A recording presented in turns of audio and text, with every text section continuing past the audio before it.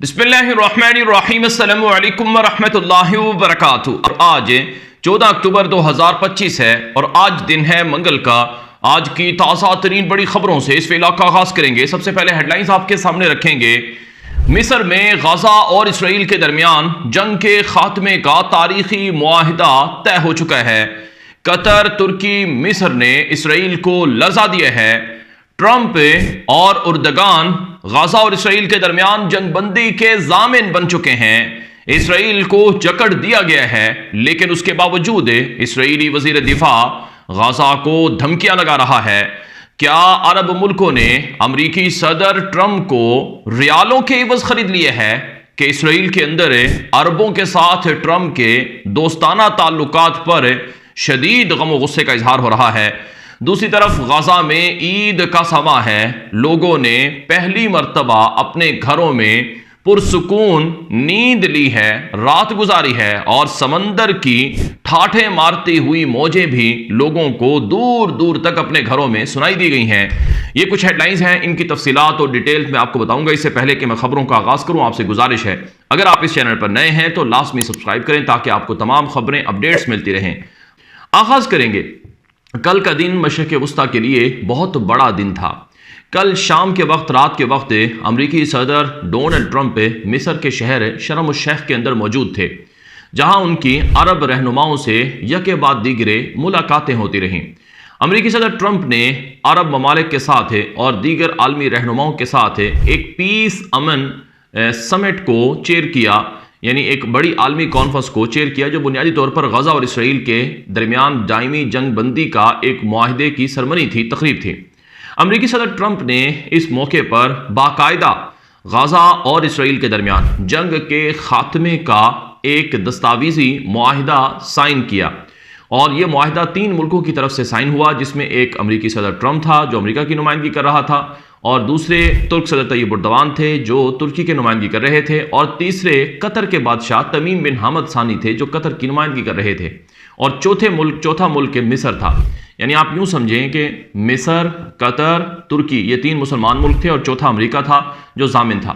तो इन 4 मुल्कों की जमानत और गारंटी के बाद बाकायदा गजा की जंग खात्मे का मुआहिदा डिक्लेरेशन जारी कर दिया गया है, और वो तस्वीरें में सामने आई जिसमें इन 4 ममालिक के हुक्काम ने बाकायदा उस दस्तखत शुदा दस्तावेज को दिखाया। अमरीकी सदर ट्रंप ने कहा कि जो मुआहिदा मैंने किया है और जो अमन कायम किया है, ये 3000 सालों में पहली मर्तबा है, और आज से नए मशरिक़ वस्ता का वजूद हो रहा है, और अब इस नए मशरिक़ वस्ता में अमन ही अमन होगा। इससे पहले अमरीकी सदर ट्रंप ने इसराइली पार्लियामेंट से भी खिताब में बात कही थी कि लबनान से इसराइल तक, यरूशलेम से यमन तक और दुबई से तुर्की तक हर जगह पर अमन ही अमन होगा और अमेरिका का असर नफूज होगा। यह अमेरिकी सदर ट्रंप ने इसराइल के अंदर खड़े होकर कहा था। अब हुआ यह है कि अमेरिकी सदर डोनाल्ड ट्रंप ने इस मीटिंग में तुर्क सदर तैयब उर्दवान का खास तौर पर जिक्र किया और कहा कि मैं इन्हें पसंद करता हूं और ये बड़े समझदार और पावरफुल और मुश्किल तरीन आदमी हैं। इन्होंने बहुत से मामलात को ख़त्म करवाया है, लेकिन उसके बावजूद ये क्रेडिट नहीं लेते हैं, जो कि मुझे बहुत अच्छा लगता है। और साथ साथ उन्होंने ये भी कहा कि इनके पास एक ताकतवर फौज है जिसके बारे में अभी दुनिया को पता भी नहीं है। और बहरहाल मैं उर्दगान का शुक्रगुजार हूँ कि उनकी वजह से यह अमन मुआहिदा मुमकिन हुआ। ये ट्रंप ने तैयब उर्दवान से मुलाकात में ये बात कही है। इस दौरान कतर के बादशाह तमीम बिन हमद सानी का जिक्र किया और कहा कि वो बड़े शानदार और बड़े हैरानकुन आदमी हैं, कि बड़े बुर्दबार भी हैं और उनके पास बहुत पैसा भी है, लेकिन उसके बावजूद वो एक बैलेंस से पोजीशन रखते हैं, जिस पर मुझे बड़ी खुशी है। ये तमीम बिन हमद सानी कतर के बादशाह के बारे में ये बात कही। जो मिस्र का सदर था सीसी, उससे जब मुलाकात की ट्रंप ने तो कहा कि ये जनरल भी हैं और सदर भी हैं और इनकी बड़ी कामयाब हुकूमत है, इन्होंने मिस्र को मुत्तहिद रखा हुआ है, हम इनकी सपोर्ट करेंगे, और इस तरह के जनरल और हुक्मरानों को अमेरिका में भी होना चाहिए जहां जराइम बहुत ज़्यादा हैं। ये अमेरिकी सदर ट्रंप ने मिस्र के सदर सीसी से मुलाकात के दौरान बात कही। यूएई मुत्तहिदा अरब इमारात का नायब सदर वो भी इस मुलाकात में आया हुआ था और उसने अमेरिकी सदर ट्रंप से जब मुलाकात की तो ट्रंप ने उसको देखकर बहुत ही ज़्यादा खुशी का इजहार किया, और ट्रंप ने उस मौके पर कहा कि मीडिया के सामने कि इस बंदे के पास बहुत पैसा है, और ये कहा कि a lot of money, unlimited cash, कि इसके पास बहुत पैसा है और बहुत बड़ी दौलत है। तो ये मंजर देखकर पूरी दुनिया में से आए हुए सहाफ़ी भी हैरान रह गए कि ट्रंप खुद भी कितना अमीर है, लेकिन अरबों की दौलत पर उसकी नज़र है। ट्रंप ये समझता है कि यूएई का जो भी शाही ख़ानदान का शख्स है, शहजादा है, उसके पास कोई ना कोई तेल का कुआं है, कोई ना कोई सोने की कान है उसके पास, और जो कुछ उसके पास है ये सब मुफ्त में है, और हम तो मेहनत करके पैसा कमाते हैं और उनके पास मुफ्त में है, लिहाजा उसमें से हमें कुछ ना कुछ दिया जाए। याद रहे पिछले 4-5 महीने पहले जब मई के अंदर 12 मई को जब ट्रंप मशरक़ वस्ता के दौरे पर आया था, सऊदी अरब और कतर और यूएई गया था, तो $5 ट्रिलियन वो लेकर गया था। 5000 अरब डॉलर इन 3 मुल्कों से उसने लिए थे। तो अब मजीद वो अरब मुल्कों से पैसों की डिमांड कर रहा है। इससे आप उनकी दौलत और पैसों की हिर्स को अच्छी तरह से समझ सकते हैं। दूसरी तरफ नाज़रीन इकराम, अब गज़ा के अंदर एक तरह से अमन कायम हुआ है, क्योंकि तुर्की, मिस्र और कतर, इन 3 मुल्कों ने अमेरिकी सदर ट्रंप को कहा है कि अगर गज़ा की जंगबंदी की वायलेशन हुई या किसी भी तरह से जंगबंदी को ख़राब करने की कोशिश की गई तो जिम्मेदार आप भी होंगे, और फिर इस मर्तबा तुर्की खुद इसराइल से लड़ेगा, कतर और मिस्र भी पीछे नहीं रहेंगे, और फिर दूध का दूध और पानी का पानी होगा। इसलिए हम आपको पहले से समझा रहे हैं। ट्रंप ने तुर्क सदर तैयब एर्दोगान को जमानत दी है और कतरी बादशाह को भी जमानत दी है कि आपने जो बड़ा काम किया है इसकी लाज रखी जाएगी और इसराइल जंग दोबारा शुरू नहीं करेगा। मैंने इसराइल को समझा दिया है। दूसरी तरफ नाज़रीन इकराम, इसराइल के अंदर गम और गुस्से का इजहार हो रहा है कि नेतन्याहू जिस टोटल विक्ट्री की बात करता था वो टोटल विक्ट्री तो मिली नहीं है। हमास को गैर मुसल्लह करना यानी उसके हथियार डालना ये बड़ा अहम मसला था, अभी तक वो गैर मुसल्लह नहीं हुआ है। और इसराइल के कल के दिन में 4 डेड बॉडीज़ भी रिहा की जानी थी, तो वो रिहा नहीं हुई। उस पर इसराइली वज़ीर दिफा इसराइल कात ने अपने एक्स अकाउंट पर एक पोस्ट डाल दी जिसमें लिखा कि चूंकि आज के दिन 4 इसराइली हॉस्टेजेस की डेड बॉडीज़ का रिहा होना था जो कि हमास ने नहीं किया, ये सरीहन माहदे की खिलाफ वर्जी है, इसके नताइज बड़े संगीन होंगे, ये इसराइली वज़ीर दिफा ने कहा। लेकिन रात के आखिरी हिस्से तक हमास ने वो जो 4 डेड बॉडीज़ थी इसराइली कैदियों की वो उनके हवाले कर दी थी। इसके साथ साथ नजरिएगा जो आज की एक और बड़ी खबर है वो ये है कि अमेरिकी सदर ट्रंप ने कल मिस्र में पीस समिट के अंदर ये बात कही कि गज़ा की जो रीबिल्डिंग का प्रोसेस है ये भी जल्द शुरू होगा, लेकिन ये प्रोसेस हमास के असलहा फेंकने से जुड़ा हुआ है। अगर हमास असलहा फेंकेगा तो ही गज़ा की तामीर नौ शुरू होगी और इस काम को बहुत जल्द हो जाना चाहिए। अब जंगबंदी का फेज़ 1 तो हो गया जिसमें इसराइली कैदियों को 20 के 20 जिंदा कैदी गज़ा से रिहा हो गए और बाकी तकरीबन 28 या 24 डेड बॉडीज़ थी वो भी रिहा की जाएंगी। लेकिन जो सबसे बड़ा संगीन मसला है वो है गज़ा के मुस्तकबिल का। अब गज़ा 70-80% तबाह है। इसराइली फ़ौजें गज़ा के 40% से ज़्यादा इलाकों में अब भी मौजूद हैं।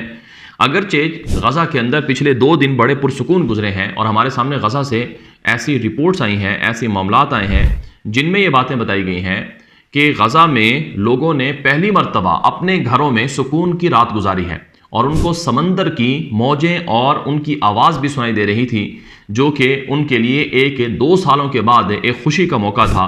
अगरचे गज़ा में लोगों के पास घर नहीं बचे हैं, पूरी बिल्डिंग तबाह कर दी गई हैं और बाज़ की जुज़वी घर तबाह हैं, लेकिन लोग फिर भी मलबों के ऊपर आकर उनकी सफाइयाँ करके वहाँ रहने लगे हैं।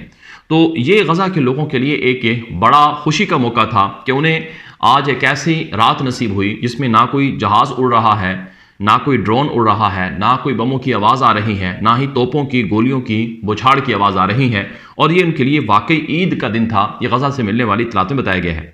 तो अब ये जो गज़ा की तामीर नौ है इसमें कौन कौन कितना हिस्सा डालेगा, तो इस हवाले से रिपोर्ट में बताया गया है कि सऊदी अरब ने, कतर ने और तुर्की ने बिलियंस ऑफ डॉलर की इन्वेस्टमेंट का वादा किया है। तुर्की तो खुद माशी तौर पर उस अरबों की तरह ताकतवर तो नहीं है, लेकिन बहरहाल सबसे ज़्यादा पैसा कतर ने देने का वादा किया है। कतर तकरीबन 10 अरब डॉलर के करीब रकम देगा गज़ा की तामीर नौ में। और इसके अलावा जो सऊदी अरब है वो भी 5 अरब डॉलर से ज़ायद की दौलत देने का वादा कर चुका है। और बाकी जैसे सल्तनत ओमान है, कुवैत है और इसके अलावा यूरोपीय मालिक में हैं, वो भी इस में हिस्सा डालेंगे गज़ा की तामीर नौ में। अब इस कॉन्फ्रेंस के अंदर फ्रांसीसी सदर इमानुएल मैक्रोन भी था, यूके का प्राइम मिनिस्टर केयर स्टार्मर भी था और कनाडा का प्राइम मिनिस्टर कार्नी भी था। और इस कॉन्फ्रेंस के अंदर इटली की खातून जो वज़ीर आज़म है जॉर्जिया मेलोनी वो भी मौजूद थी और इसी तरह से दीगर यूरोपीय रहनुमा भी मौजूद थे। अक़वाम मुत्तहिदा के सेक्रेटरी जनरल को भी बुलाया गया था। तो ये एक बहुत बड़ी कॉन्फ्रेंस थी। लेकिन इस कॉन्फ्रेंस के अंदर जो इसराइली वज़ीर आज़म था वो भी शरीक होना चाहता था, लेकिन उर्दगान ने अमरीकी हुकाम को और मिस्री हुकाम को खबरदार किया कि अगर इस कॉन्फ्रेंस में इसराइली वज़ीर आज़म आया तो फिर हम इस कॉन्फ्रेंस को ज्वाइन नहीं करेंगे और हम इसमें शामिल नहीं होंगे। तो ट्रंप ने इसी वजह से उर्दगान को कहा कि बहुत टफ शख्स है, ये बहुत मुश्किल आदमी है जो अपनी बात पर डट जाता है। अब जब इसराइली वज़ीर आज़म नेतन्याहू की मंजूरी हो गई कि वो अमरीकी सदर ट्रंप के साथ इस कॉन्फ्रेंस में आएगा, मिस्र ने उसकी इजाज़त दे दी, तो उर्दगान ने अपने जहाज़ को मिस्र में उतारने से इनकार कर दिया था कल, और ये कहा था कि मैं इस कॉन्फ्रेंस में नहीं आ सकता जब तक इसराइली वज़ीर आज़म के बारे में कन्फर्म ना हो जाए कि वो इस कॉन्फ्रेंस में नहीं आएगा। तो इसी वजह से ईरान के सदर को भी इन्वाइट किया गया था। उसने इसराइली वज़ीर आज़म के इस कॉन्फ्रेंस में मदऊ होने की वजह से और ट्रंप की वजह से कॉन्फ्रेंस में शिरकत ना करने का ऐलान किया है।